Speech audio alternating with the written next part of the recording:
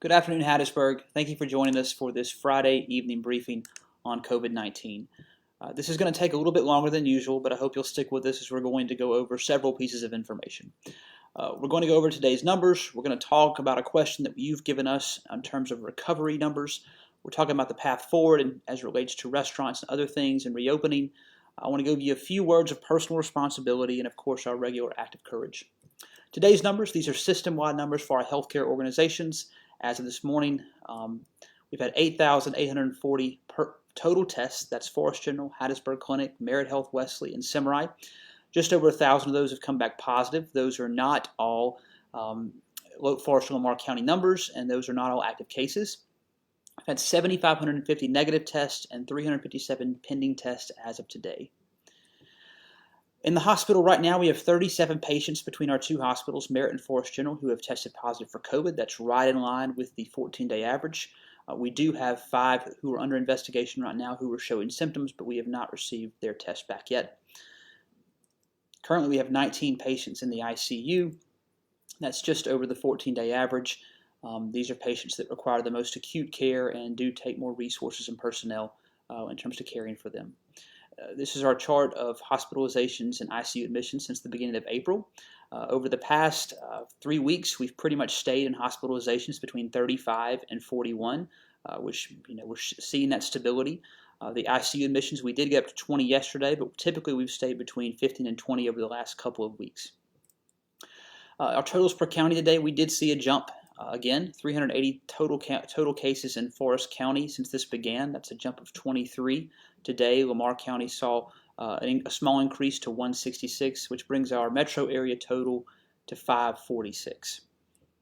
Here's the 5-day average. Of course, the 5-day average takes the total new positive cases in a day. It averages with the new positive cases the previous 2 days and each of the 2 following days, and it gives you a better indicator of what trends are looking like. And so we did hit a high number this week in the metro area. Then we saw 5 days of decreases, and of course that's jumped back up with the past 2 days.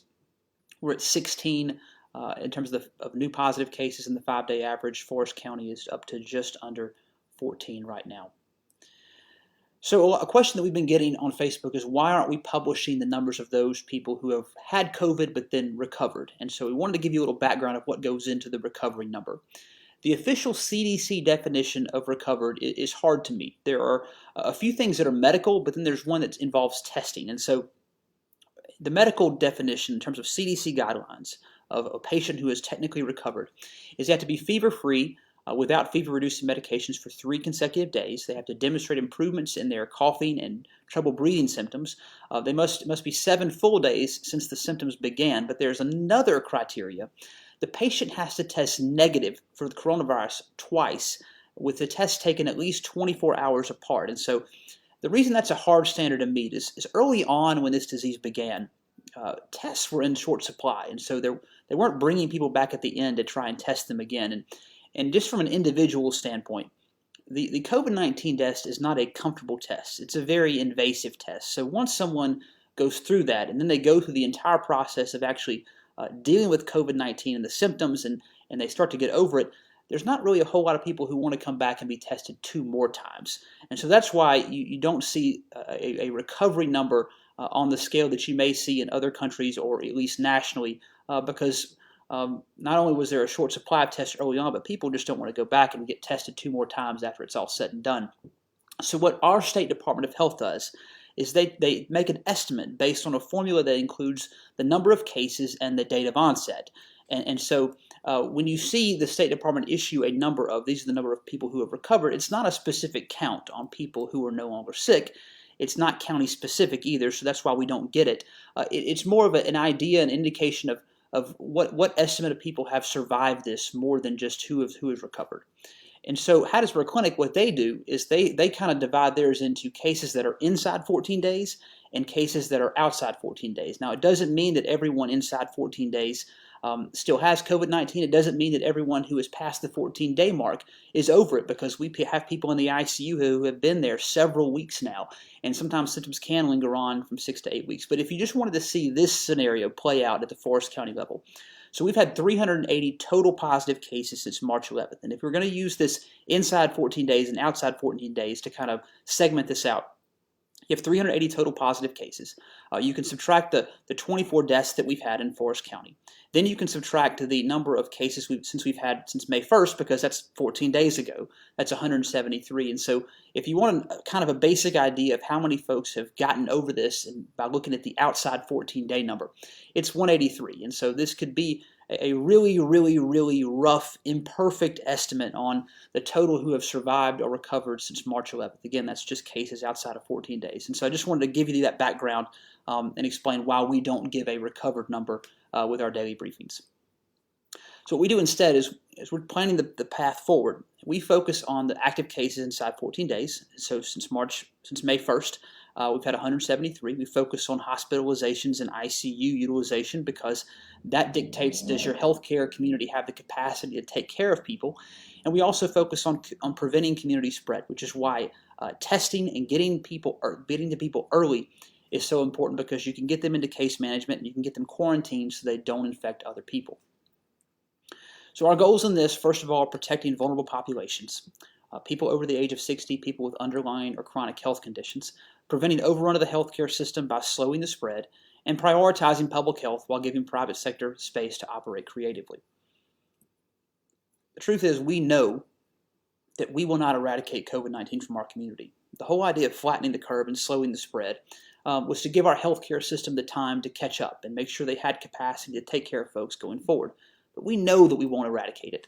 However, what we will do as we plan a reopening strategy, and I think you've seen us be very measured about this, is we're going to take steps to reduce the risk of community spread now that we're getting back out. 4 factors that we mentioned yesterday. Widespread availability of testing. We took a huge step this week. We had 2 drive-through testing sites that were one-day events. We also announced a new regular testing site at C.E. Roy Community Center that's totally free, Monday, Wednesday, Friday, 8 a.m. to 4 p.m. We hope that you'll start taking advantage of that as early as next week. We also mentioned the wearing of masks, which you've seen in almost every place that we've reopened that has been a requirement for customers. We're going to continue watching our own data, not only just the numbers, but also the qualitative factors behind that. And we're also going to listen to all voices, and that includes healthcare, includes business, tourism, restaurants. It also includes people who agree with us and the few that very loudly disagree with us sometimes. So in talking about watching our own data, and I mentioned this on Monday, we've gotten some more insights in terms of the new positive cases we're getting. As I mentioned, we have had 173 cases since May 1st, but we're also learning some specific things about those cases. For example, we know that at least 48 came from long-term care facilities. In fact, and that's just the month of May. In fact, we do believe that number's a little bit higher than that, because sometimes it takes the Department of Health a few extra days to attribute those to long-term care facilities before we know it. We also know from people on the ground that dozens of individuals who have gotten coronavirus since May 1st have gotten it from somebody in the same household or family. And so we believe that well over half of the 173 cases to date in May in Forest County have come from nursing homes or have come from inside the same household. It doesn't make it any less tragic or any less dangerous. It just shows that community spread, while present, is limited right now in our county and throughout the metro area. And so this guides our steps going forward. Because again, we know that we will not eradicate COVID-19 from our community. It's going to be a threat until there is a credible vaccine or a reliable treatment. And so what we do as policymakers is we try to move forward while reducing the risk of community transmission. And so these are the next steps we're going to take as a community. On Monday, May 18th, we're going to allow nail salons to open. They will follow all the appointment restrictions, sanitation protocols, the social distancing measures as hair salons and barbershops. Tattoo parlors, as of today, by Governor Reeves' executive order, will also open on Monday with the very same strict limitations that he has set. We were also going to open indoor dining at restaurants. They will follow the 50% total capacity limitation. And we've really wrestled with this one because of all the things that we do. We know that our restaurants are more than just eateries. They're institutions. They have made Hattiesburg the 3rd most visited city in Mississippi for the last several years. At the same time, we know that Everything else that we've reopened thus far has required the customer to wear a mask, and it's kind of hard to wear a mask in a restaurant when you're eating or drinking. And so we know masks won't be part of those protections that we have to reduce community transmission. So we did take measured steps in this one. And so we allowed outdoor dining to start yesterday. We're going to allow indoor dining on Monday. We know that our restaurants will be responsible. We know that they will make this experience as safe as possible by adhering to all of the governor's standards on cleanliness, as well as screening customers before they come in and screening employees. However, this brings into account this. I know a lot of folks are ready to get out. A lot of folks are already getting out. But I want to give a couple words about personal and social responsibility. There's only so much that we as a government can do. There's only so much that healthcare workers and other voices can do. Ultimately, you make decisions that affect you and the people around you. And I want to bring up an ad that came, this is an advertisement from the Hattiesburg American from October 14th, 1918, when the Spanish flu was just beginning in the Hattiesburg area. And I want to thank the Public Library of Hattiesburg, Forest County, and Petal for pulling this for me. This was an ad, and I got several articles from that period about how to avoid the Spanish flu and how to care for it. But the message here is very important. Don't be alarmed, but be careful. By making wise decisions every day, you can put yourself at less risk. And more importantly, you can put the others around you, particularly those who are vulnerable because of their age or health condition, you can make them less vulnerable as well. And so just a few words. If you're elderly or at risk and you're watching this, you need to stay home. Even Governor Reeves' safer at home order left in place the shelter-in-place order for those who were over the age of 65 and people with underlying or chronic health conditions. You don't need to risk it. If you have diabetes, or if you have a lung condition, or if you're over the age of 60 that we say, it's not a good idea to get out. And by staying inside, you make yourself safer. Second thing is, if you go into a store, wear a mask. And as we've gone the past couple of weeks, we've really seen positive response to this. We've seen a lot of people abide by this. When I go into stores, over 90% of the folks there are wearing masks. And I realize there are some who can't wear them because of health conditions. And I realize there are some who aren't going to wear them because the government said to do it. And I would say to those folks that while I certainly understand your political philosophy, and you may not want to do it because I told you to, at least consider the people who are standing next to you in line, who might be vulnerable, and you have a less likely chance of spreading COVID-19 if you happen to be asymptomatic to them if you have something on your face. So keep that in mind. Third thing, make good decisions on where you go, remembering who you are potentially putting at risk. If you work around someone who's vulnerable, if you have elderly parents or grandparents, or if you have people in your life that are immune compromised, understand that where you go and what you expose yourself to ultimately exposes them to that as well if you're hanging around them. And so while it may seem like something you want to do to go hang out at the bar, keep in mind that whatever is there, you may take back with you if you don't take proper precautions. And finally, understand that we're in this together and be kind.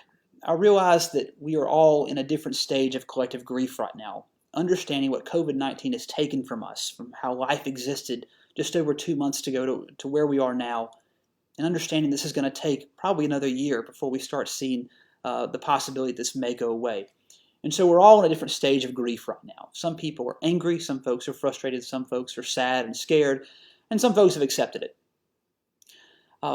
Particularly those who actually live in the city of Hattiesburg, I would ask you to be mindful of your language and be mindful of what you say, even when someone on social media disagrees with the statements you make.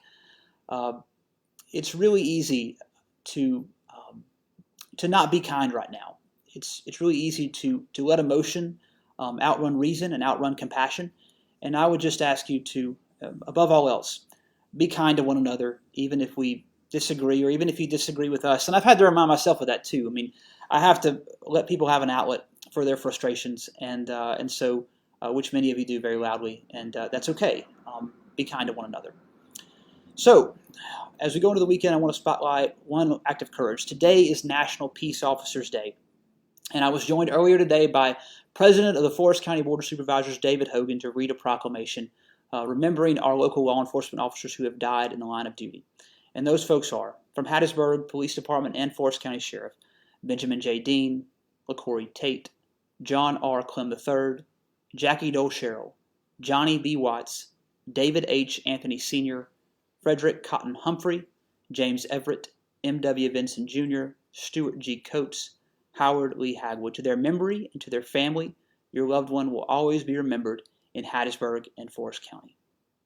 As we go into the weekend, remember to keep your hands washed, take care of yourself mentally and physically, wear a mask if you go out in public to protect yourself and other people, do only what is essential, and remember, you are always safer at home.